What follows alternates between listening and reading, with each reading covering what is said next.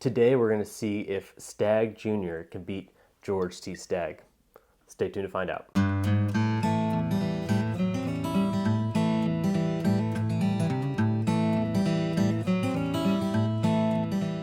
Welcome back to the Bourbon Retriever.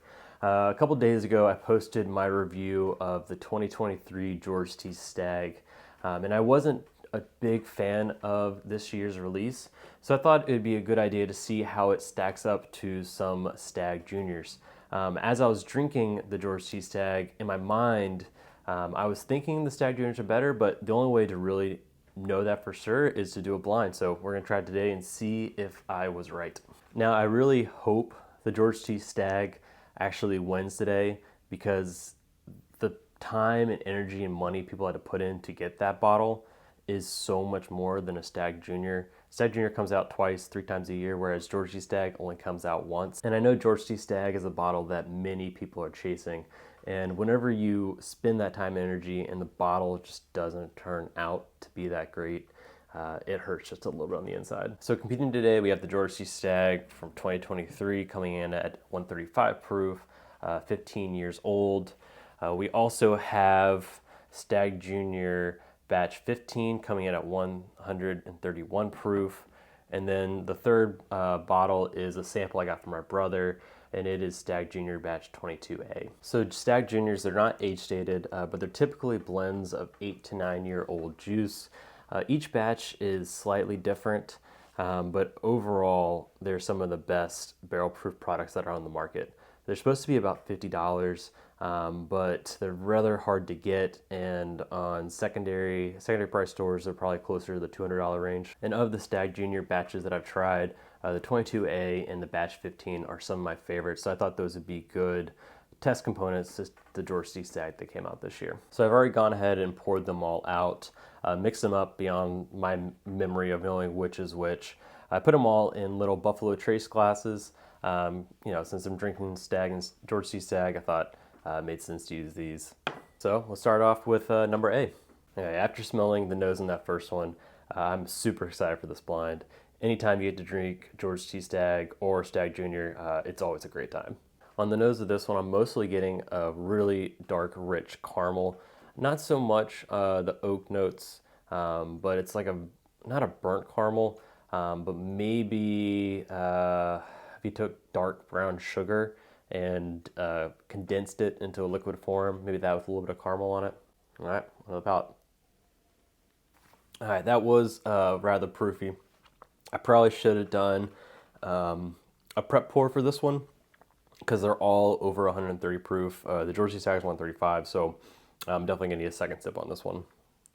Okay, I'm still getting a lot of ethanol. But the beginning of it's nice, a lot of good fruit notes, a little bit of oak as you transition to the middle palate, but I'm just getting blown out with ethanol in the middle to late palate on this. All right, on to number 2. Okay, now smelling 2. 1 definitely has a lot more oak on it. Just now comparing A, B, and that's the only real way to kind of tell exactly how drinks compare to one another. In a vacuum, memory can be a little fuzzy and hazy exactly to what pours smell and taste like. So doing these side by side, it just pops a lot more. So batch 1 definitely, or glass 1 here, definitely had a lot more oak. This one is just pure sweetness. Like maybe almost like an E.H. Taylor barrel proof sweetness. I'm shocked with how the honey I'm getting on this. Yeah, if you told me this was E.H. Taylor barrel proof, I would believe you. Okay, that one definitely had a lot more pepperiness to it. Getting a lot more rye spice in the back end. This one's really lacking the oak component that 1 had. I don't know if this is the junior or not, but just the lack of oak makes me think it has to be one of the younger products. Yeah, on the palate, I'm almost getting little to no oak. It's a bunch of light sweetness, almost like you took like an E.H. Taylor small batch, single barrel, and proofed it up a little bit, which I guess earlier I said E.H. Taylor barrel proof, but it's just a much more of those lighter notes that I typically associate with those releases. Had to get a little bit of water just to help refresh the palate a little bit. Yeah, I'm almost getting maybe a little bit of butterscotch in there.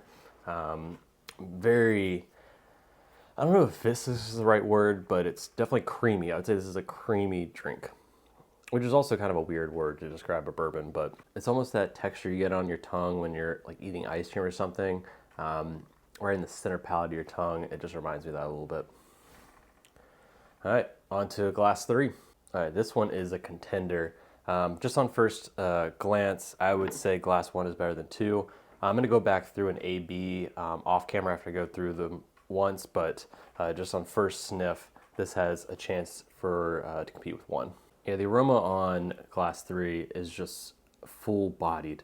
The notes that are there, I wouldn't say there's a lot. There's probably 2 or 3, but the ones that are there are just super pungent. The caramel, and then I'm actually getting a good amount of oak on this one. Yeah, the oak really shines through on this one. It's a nice light sweet oak though. Man, I would have to say that 1 and 3 are drastically older than 2. I just didn't get any of that oak on 2. Yeah, I'm struggling to describe this, but the best thing is it's full-bodied and rich.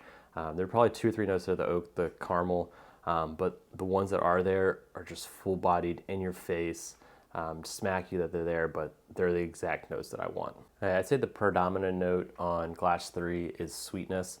It's almost like you took, I'm trying to think what the type of sugar I'm going to describe here, but think about the darkest sugar you can think of, and just melt it down and caramelize it a little bit and just drink that raw. It's a ton of sweetness on this bottle, very overpowering on the sweetness, but I like that sweetness.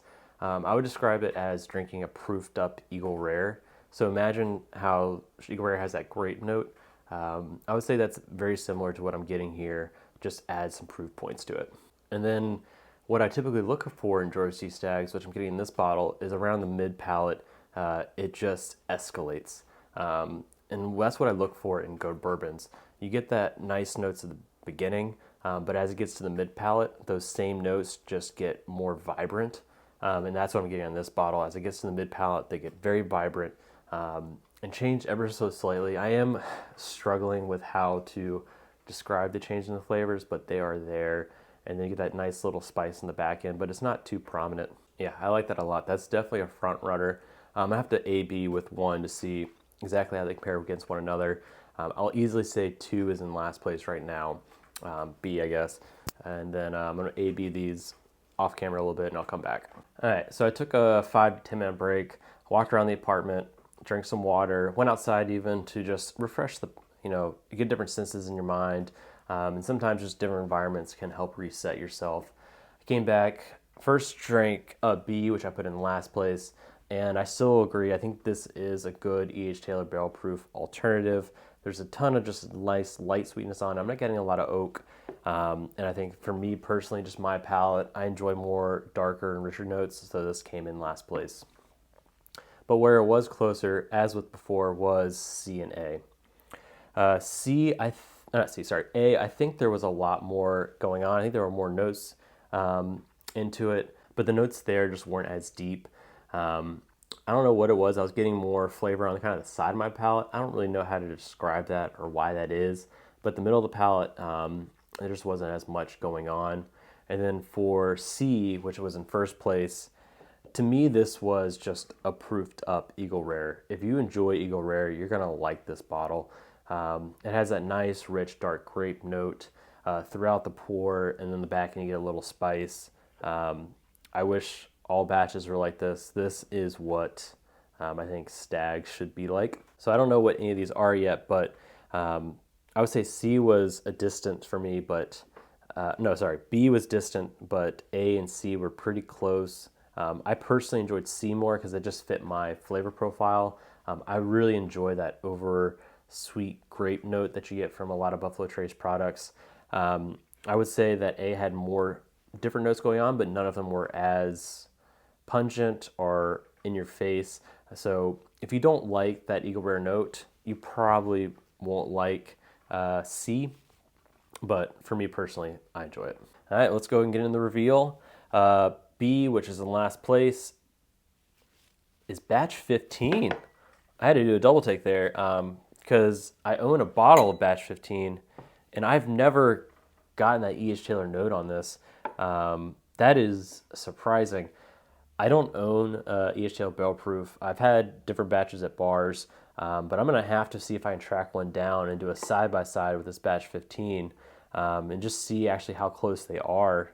Because drinking it blind, I could have swore that it was an E.H. Taylor Barrel Proof. All right, coming in second place is 22A. I do not have the bottle of that. It was a sample from our brother, but that means that first place is none other than the George T. Stagg. All right, so I have a little bit of mixed emotions over this.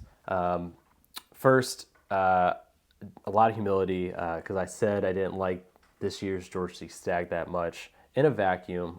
Putting it side by side, it beat the other two juniors. Even if these were close, I just preferred the notes on this one more. That said, if I could get 3 of batch glass A, I guess it is batch 22A, I would do that over this. Even though I enjoyed the notes of this one a lot more, it's just the price tag here. But it lived up to the hype. It beat out the other juniors, which I am actually grateful for because people chase this down. They spend a ton of energy, a ton of money, and I'm just glad that it actually was the better whiskey tonight. So another thing I think this blind shows is there can be actually reverse label bias. Typically, you do blinds because a bottle is so well loved that you want to do a blind to see how it actually stands up to shelf stable bottles. But when me and my friends opened this, we all agreed it was a little lackluster, and that created its own bias in my mind. So every time I open it, I drink it, I'm a little like, it's okay. But doing it blind here, it to me was the best of the pours.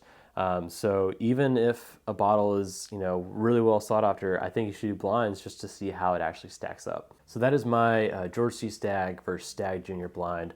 If you're enjoying this content, before you head out, check out this video or this one. And until next time, cheers.